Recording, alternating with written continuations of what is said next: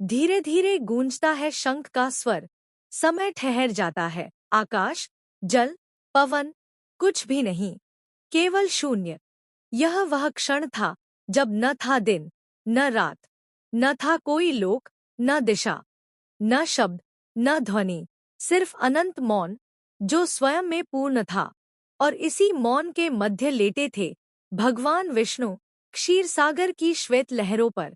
उनके अधोभाग में शेषनाग सहस्र फण फैलाए विश्राम मुद्रा में, और विष्णु के चरणों में देवी लक्ष्मी, सृष्टि की ऊर्जा स्वरूपा। यह वही दृश्य था जहाँ सृष्टि से पहले की ऊर्जा शांति में विलीन थी, परंतु उस शांति में भी छिपा था सृजन का रहस्य। वेद कहते हैं, नासदासीनो सदासी तदानी, अर्थात जब न असत था न सत, वह केवल परम चेतना थी जो स्वयं में स्थित थी। उस चेतना ने जब सृजन की इच्छा की तभी कंपन उत्पन्न हुआ, और वह कंपन ऊर्जा का प्रथम स्पंदन था। विष्णु के हृदय से एक सूक्ष्म कंपन लहर नाभि तक पहुंची, और वहां से निकली एक ज्योतिर्मय किरण जो एक दिव्य कमल में परिवर्तित हो गई। वह कमल ब्रह्मांड की प्रथम कली थी। वह कोई साधारण फूल नहीं, बल्कि एक कॉस्मिक पोर्टल, एक ऊर्जा केंद्र था जिसने समय, दिशा और तत्व सभी को जन्म दिया। कल्पना कीजिए, विष्णु का नाभि जो स्वयं सृष्टि का केंद्र है, वहां से एक ऊर्जावृत्त उठता है जो निरंतर घूमता हुआ ब्रह्मांड की ओर बढ़ता है। यही नाभि कमल वास्तव में एक ऊर्जा द्वार था जहां से ब्रह्मांड की चेतना बाहर निकली। आधुनिक विज्ञान के अनुसार जब बिग बैंग हुआ तब एक बिंदु से ब्रह्मांड की सारी ऊर्जा विस्फोटित हुई। क्या वह बिंदु विष्णु का नाभिकमल नहीं था? पुराणों ने उस रहस्य को प्रतीक रूप में दिखाया। कमल का फूल जो विष्णु के नाभि से निकला वह सृष्टि के विस्फोट का संकेत था। कमल धीरे धीरे खुला और उसकी मध्य कलिका में प्रकट हुए 4 मुख वाले ब्रह्मा, सृष्टि के निर्माता। ब्रह्मा ने चारों ओर देखा, न दिशाएं थीं, न प्रकाश, सिर्फ एक असीम शून्य। उन्होंने विचार किया, मैं कौन हूँ, कहाँ से आया हूँ, और यह कमल कहाँ से उत्पन्न हुआ है। उन्होंने कमल के तने के मूल तक उतरने का प्रयास किया। वे नीचे नीचे जाते रहे, पर कोई अंत न मिला। अंततः उन्होंने एक स्वर सुना, तप, अर्थात ध्यान करो, आत्मा का ज्ञान प्राप्त करो। वह स्वर विष्णु का था। विष्णु ने कहा, मैं ही वह हूँ जिससे तुम उत्पन्न हुए हो। यह कमल मेरी नाभि से निकला है, और तुम इस सृष्टि के रचयिता हो। यह वह क्षण था जब चेतना, विष्णु, ने सृजन, ब्रह्मा को जन्म दिया। ब्रह्मा ने विष्णु के चरणों में प्रणाम किया, और फिर उन्होंने देखा, चारों दिशाओं में दिव्य प्रकाश फैल रहा है। विष्णु बोले, अब सृष्टि का निर्माण करो, पर याद रखना, मैं ही वह स्रोत हूँ जिससे सब निकला है। ब्रह्मा ने अपने 4 मुखों से 4 वेदों का उच्चारण किया, ऋग्वेद, यजुर्वेद, सामवेद, अथर्ववेद। इन ध्वनियों से उत्पन्न हुई कंपन तरंगे, जिनसे तत्व बने, पृथ्वी, जल, अग्नि, वायु, आकाश। यही था सृष्टि का पहला विज्ञान। वेदों की ध्वनि और विष्णु की ऊर्जा दोनों ने मिलकर संसार का ढांचा रचा। क्षीरसागर केवल एक समुद्र नहीं था, वह था असीम चेतना का प्रतीक। विष्णु उस पर शेषनाग के ऊपर लेटे हैं। शेष का अर्थ है जो शेष है, अर्थात ऊर्जा का अनंत विस्तार।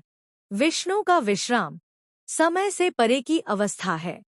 वहाँ कोई गति नहीं, कोई परिवर्तन नहीं, सिर्फ अस्तित्व है, स्थिर, शांत, अनंत। और उस स्थिरता से ही उत्पन्न होती है गति, वह गति जो सृष्टि को आगे बढ़ाती है। आज का विज्ञान कहता है, ब्रह्मांड एक अत्यंत सूक्ष्म बिंदु से उत्पन्न हुआ जहाँ सारी ऊर्जा और पदार्थ एकत्रित था। फिर हुआ महाविस्फोट, बिग बैंग। पुराणों ने कहा, विष्णु की नाभि से कमल निकला और ब्रह्मा प्रकट हुए। क्या दोनों घटनाएं एक ही प्रक्रिया की 2 व्याख्याएं हैं? एक वैज्ञानिक, दूसरी आध्यात्मिक। विष्णु का नाभि प्रतीक है ऊर्जा स्रोत का, कमल प्रतीक है विस्तार का और ब्रह्मा प्रतीक है सृजनात्मक बुद्धि के। इस प्रकार विष्णु स्रोत ऊर्जाकमल विस्तार स्पेस टाइम, ब्रह्मा सृजन चेतना। वेदों के अनुसार विष्णु यज्ञ बृहतम प्रवृज्यम, विष्णु वह यज्ञ है जो संपूर्ण ब्रह्मांड में प्रवाहित है। अर्थात विष्णु केवल देवता नहीं बल्कि वह चेतना है जो हर कण में विद्यमान है। जब ब्रह्मा ने कमल से उत्पन्न होकर सृष्टि की रचना की, वह वास्तव में विष्णु की ऊर्जा को रूपांतरित कर रहे थे। विष्णु ऊर्जा, ब्रह्मा विचार और इन दोनों का मिलन सृष्टि। जैसे विष्णु की नाभि से कमल प्रकट हुआ, वैसे ही प्रत्येक जीव के भीतर आत्मा का कमल विद्यमान है।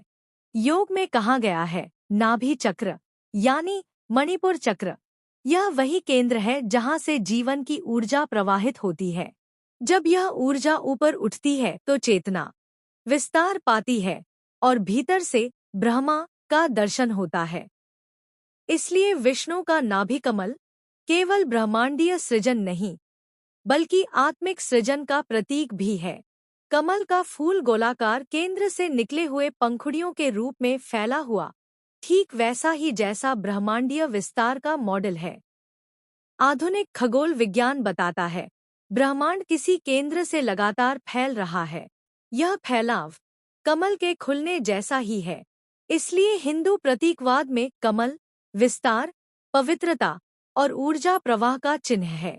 विष्णु को कहा गया व्याप्नोति इति विष्णुः, जो सब में व्याप्त है वही विष्णु है। इसका अर्थ है विष्णु केवल व्यक्ति नहीं बल्कि यूनिवर्सल फील्ड ऑफ कॉन्शियसनेस है। उनका नाभि उस चेतना का स्रोत केंद्र है जहाँ से सब कुछ निकलता है और अंत में वही विलीन हो जाता है। जब ब्रह्मा सृष्टि का निर्माण करते हैं, विष्णु उसका पालन करते हैं और अंततः शिव उसका सहार। परंतु तीनों की जड़ विष्णु की नाभि में स्थित ऊर्जा है। वह नाभि कमल जैसे ब्रह्मांड की नाड़ी है जो सृजन, पालन और सहार तीनों को जोड़ती है। यही कारण है कि हर युग, हर सृष्टि विष्णु के भीतर से आरंभ होती है। अगर आज के वैज्ञानिक दृष्टिकोण से देखें तो विष्णु का नाभि कमल एक सिंगुलैरिटी पॉइंट जैसा है जहां से स्पेस, टाइम, एनर्जी और मैटर सब कुछ उत्पन्न हुआ। ब्रह्मा बिग बैंग के बाद बनी बुद्धिमत्ता जिसने तत्वों, तारों और जीवन की संरचना को दिशा दी। इस प्रकार विष्णु का नाभि कमल ब्रह्मांड का जन्म बिंदु। जब हम यह समझते हैं कि विष्णु का नाभि कमल सृष्टि का केंद्र है, तो यह भी स्पष्ट होता है हर जीव, हर वस्तु, हर विचार उसी चेतना से उत्पन्न है। विष्णु केवल ब्रह्मांड के बाहर नहीं बल्कि हमारे भीतर भी हैं। हमारी नाभि में, हमारे श्वास में, हमारे प्रत्येक विचार में वही ऊर्जा प्रवाहित होती है। और जब हम भीतर झांकते हैं तो वही कमल प्रकट होता है, ज्ञान का, सृष्टि का और शांति का। वह कमल जो विष्णु की नाभि से निकला, वह केवल सृष्टि का आरंभ नहीं था बल्कि यह स्मरण था कि हर ब्रह्मांड, हर जीवन एक ही स्रोत से जन्म लेता है और अंततः उसी में विलीन हो जाता है।